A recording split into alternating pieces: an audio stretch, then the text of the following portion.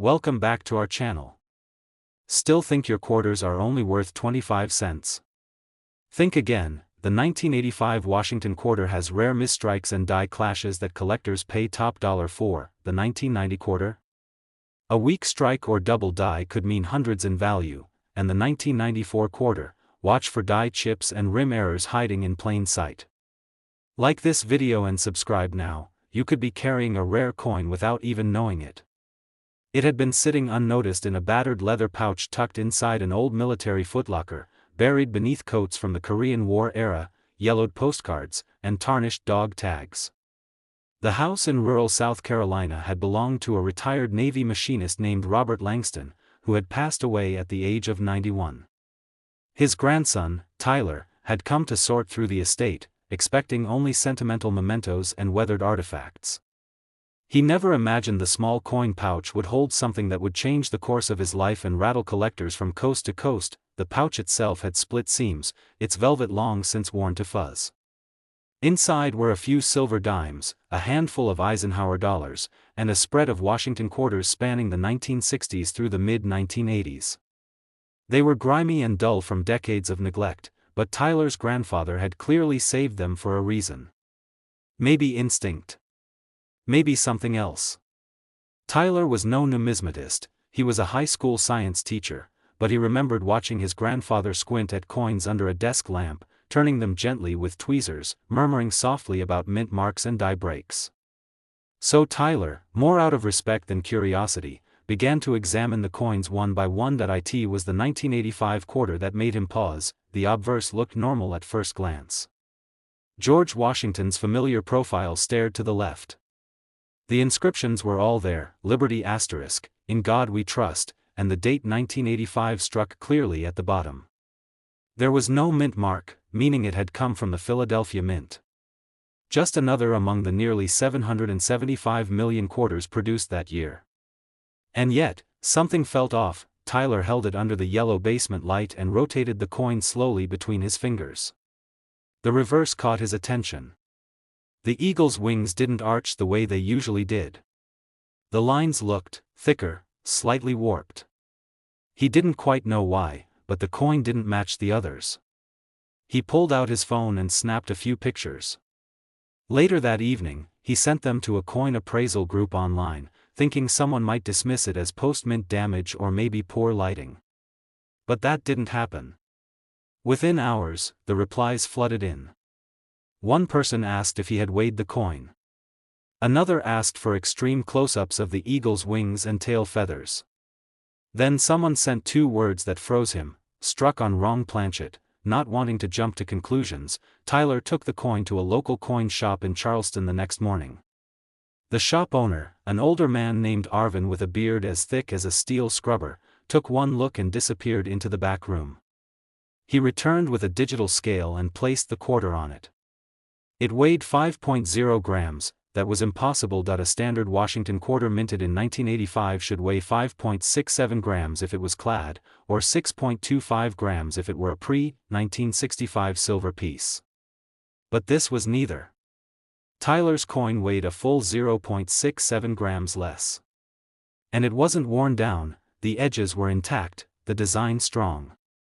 The coin wasn't shaved. It was simply too light. Arvin called in a favor with a grading service, and soon the coin was shipped out for metallurgical testing. The results came back within weeks, and they were astonishing. The 1985 Washington quarter had been struck on a copper-nickel planchet intended for a Roosevelt dime.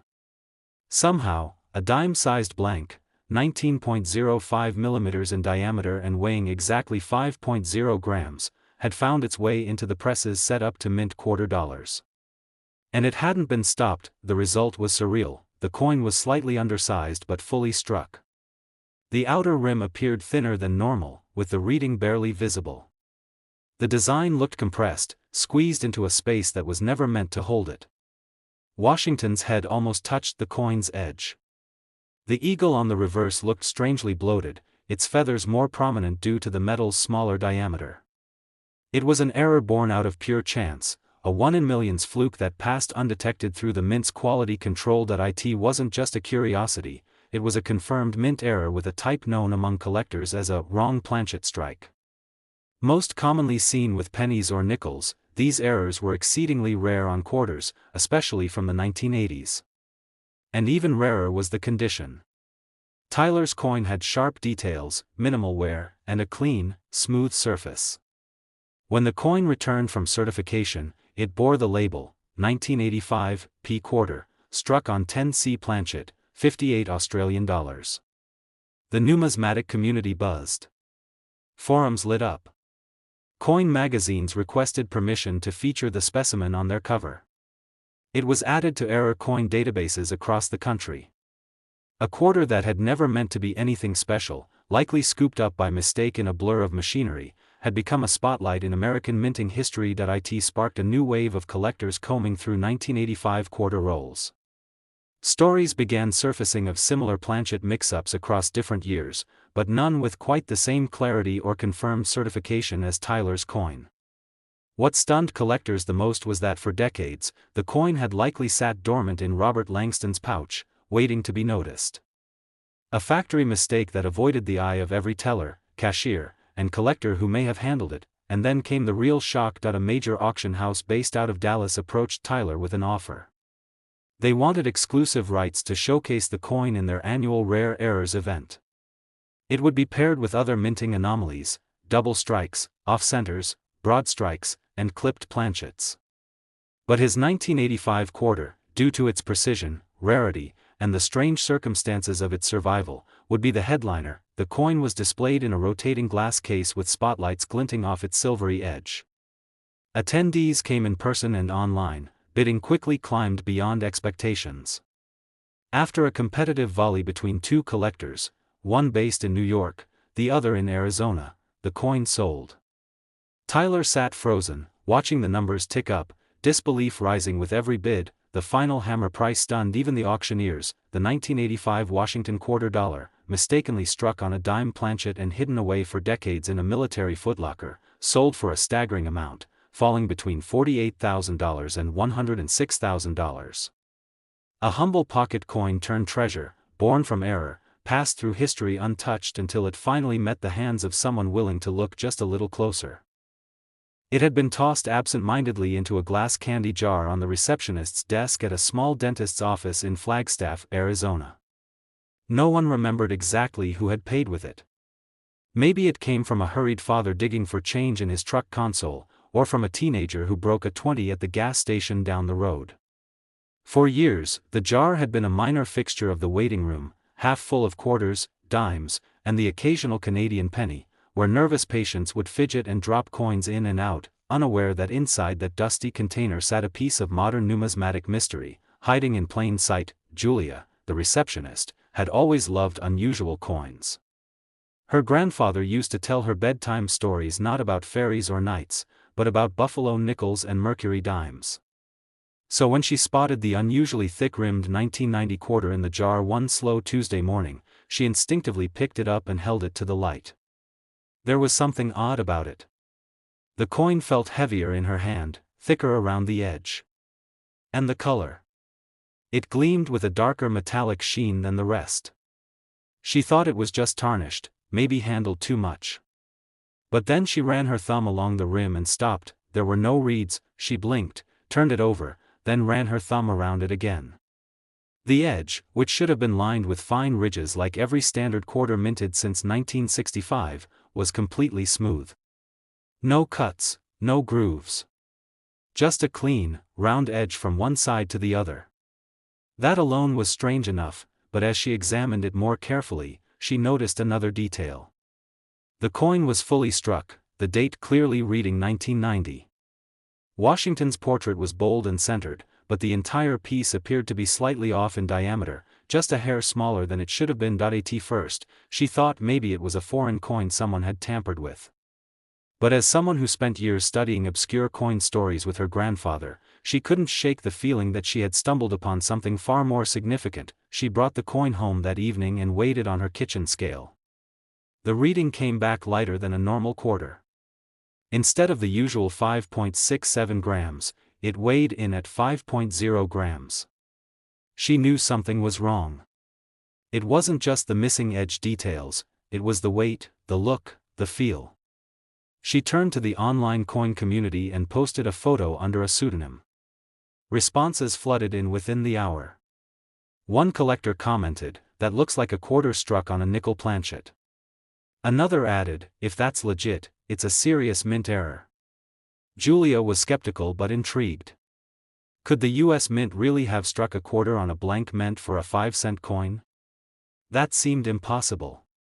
And yet, the facts lined up: smooth edge, undersized diameter, reduced weight, sharp design despite the off-metal strike.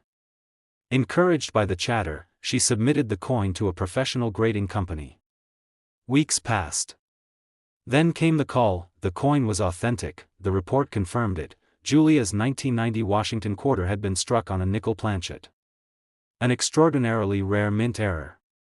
It bore all the correct die details for a 1990 P quarter, but the planchet was completely wrong.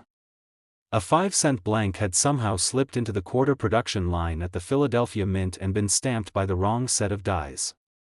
These mistakes weren't just uncommon, they were nearly mythical in modern minting operations, especially post-1980, when quality control had been tightened with new digital sensors and weight sorters.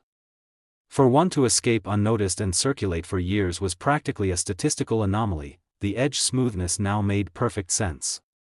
Nickel planchets lack reading. The off-center feel of the design? A natural consequence of stamping a larger die on a smaller blank.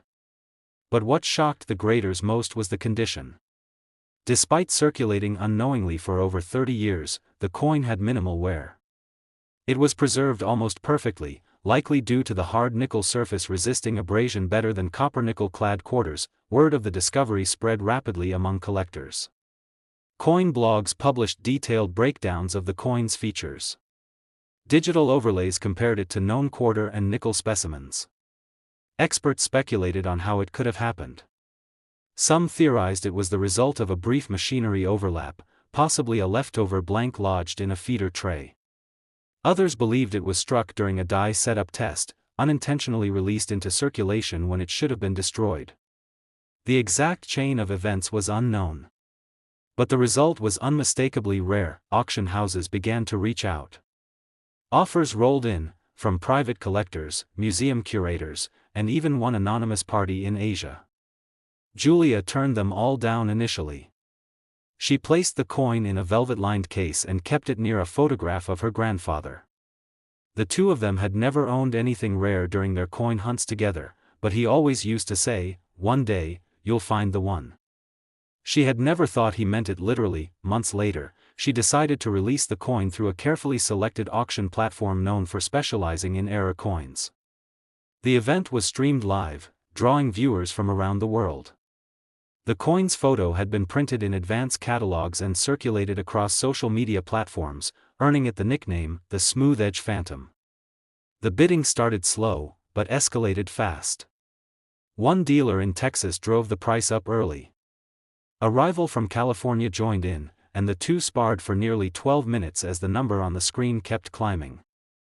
Julia watched it unfold from her apartment, fingers clenched into fists, heart thudding, and then, silence. The final bid came in, and no one challenged it. The gavel fell. The 1990 Washington quarter dollar, mysteriously struck on a 5-cent planchet, completely smooth around its edge and preserved in remarkable condition, sold for a final price within the range of $44,000 to $98,000. A coin that shouldn't have existed. A mistake that defied protocol, precision, and probability.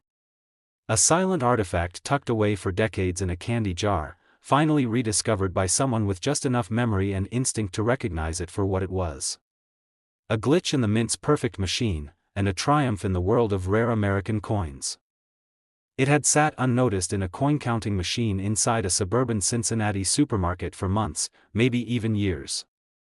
The store clerks had gotten used to the low hum of the machine and the occasional jamming when someone shoved in Canadian change or bent pennies. But this time, the machine didn't jam. It hesitated. And then it spat out a single quarter into the reject tray. Most days, no one checked the tray. But on that quiet Thursday evening, a part-time employee named Kevin did. He was a college student, majoring in art history and working the late shift to save for a summer study program in Florence. He wasn't a coin collector, not exactly, but he had a soft spot for vintage designs and curious objects. When the quarter hit the tray with a dull clink, Kevin glanced down and was about to toss it back in when something stopped him. The coin looked odd. The details were smudged, off-center, and the entire surface had a sort of warped texture, like it had been dragged sideways during the striking process. But the date, 1994, was clearly visible. He slid the coin into his pocket, mostly out of curiosity. That night, he took it back to his apartment and compared it with a few other quarters from his desk drawer. The differences were immediate. The coin he'd found was noticeably wider on one side, the edge bulged slightly, and the lettering of United States of America seemed stretched and slanted toward the rim. Even stranger, the reeded edge abruptly vanished halfway around the coin and turned smooth. It looked like it had melted and hardened mid-strike, frozen in an unnatural state. Still unsure of its nature, Kevin posted a few photos to an online collectors forum. He didn't expect much of a response. But by morning, his inbox was flooded. Messages came from hobbyists, error coin specialists, and even a former Mint employee. The consensus? He might have found a major off-center broadstrike error, an extremely rare flaw where the coin is struck without being properly seated in the press collar, causing the metal to expand beyond the normal diameter, but there was something more to it. One user asked him to measure the diameter. When Kevin replied with the reading, just over 26.7 millimeters, it raised eyebrows. A standard Washington quarter should measure exactly 24.26 millimeters. This one had expanded significantly during the strike, and yet, all the design elements were still visible. Another message came in, pointing out the strange die doubling on the word Liberty. Kevin examined it again under a desk lamp and saw it, clear separation in the letters, especially the B and D, as if they had been printed twice, ever so slightly apart. And the eagle on the reverse side? Its feathers were misshapen and ghosted, a telltale sign of misalignment between the planchet and dies. Kevin took the coin to a regional coin show the next weekend. He was met with skepticism at first, until a respected grader offered to examine it up close. After nearly 15 minutes of silence, the grader looked up and asked if Kevin knew what he had. When Kevin shook his head, the man smiled faintly and said, "A double error. Broad strike and double die obverse. From 1994. This one's special." Error coins typically fall into specific categories: off-center strikes, die clashes, double strikes, and more. But having two major errors occur on the same coin is rare. That rarity is compounded when the coin is in near mint state, with minimal wear and sharp detail. Kevin's coin had survived decades of circulation yet still preserved every flaw that made it extraordinary. It was quickly sent to a professional grading service for full authentication. The process took weeks, with metallurgical analysis confirming the alloy and dimensions. The final label read, 1994 quarter, broad struck, obverse double die, MS62. The MS62 grade was unexpectedly high for a coin that had likely been used in everyday transactions. The sharpness of the strike and lack of major surface damage made it a standout. Collectors began whispering about it as the stretched Liberty. Photos of it circulated through newsletters and digital catalogs. Auctioneers started calling, wanting to list it in their upcoming sales. Kevin, now fully aware of the coin's potential, consulted with seasoned collectors. They all agreed, this wasn't just an error, it was a phenomenon. Very few 1994 quarters with a confirmed broadstrike and double die had surfaced, let alone one this pristine. As the date for the auction drew near, buzz grew within numismatic circles. Forums speculated on its origin. One theory suggested a malfunction in the collar die assembly at the Philadelphia Mint, combined with a deteriorating die used beyond its intended lifespan. Another posited a misfeed of the planchet that bypassed multiple checkpoints. Whatever the cause, the result was a one-in-a-million accident. And like many accidents, it had gone unnoticed for far too long. Kevin watched the auction live on a projector screen in his apartment, surrounded by friends who had never cared about coins until now. Bidding started modestly but surged quickly. The coin was now more than metal, it was a story, an artifact of the mint's imperfection, a symbol of the chaos that sometimes slips through the cracks of precision. Bidders battled with tenacity, some drawn by rarity, others by reputation, and a few simply chasing the thrill of owning something that should not exist. When the final bid landed, Kevin leaned back, stunned. The coin he'd rescued from a dusty reject tray in a grocery store's coin machine had just sold for a staggering amount, falling within the range of $40,000 to $90,000. A sliver of flawed American history, once tossed away, had been rediscovered, honored, and immortalized.